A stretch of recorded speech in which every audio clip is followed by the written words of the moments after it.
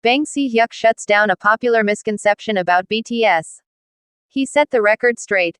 BTS's story has been told often, recalling how the group grew from debuting under a small company to being one of the most popular in the world.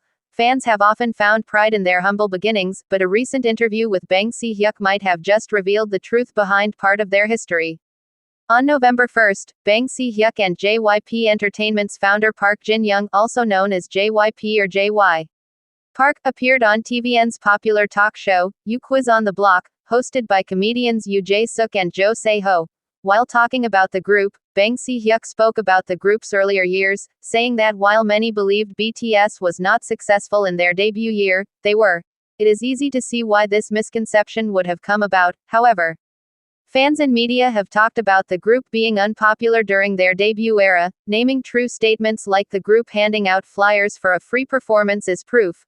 However, as many fans know, BTS won many rookie awards, including the 2013 Melon Music Awards, the 2023 Mama Awards, and the 2014 Golden Disc Awards. The flyers BTS handed out were part of a mission during their show, American Hustle Life, which took place during a time K-pop was not as popular in the United States.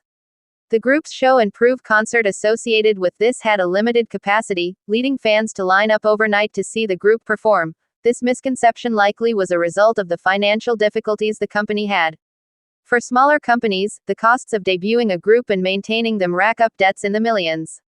Success, unfortunately, does not always equate to significant profits. Luckily, BTS's success and popularity only grew throughout the years, turning them into the powerhouse they are today.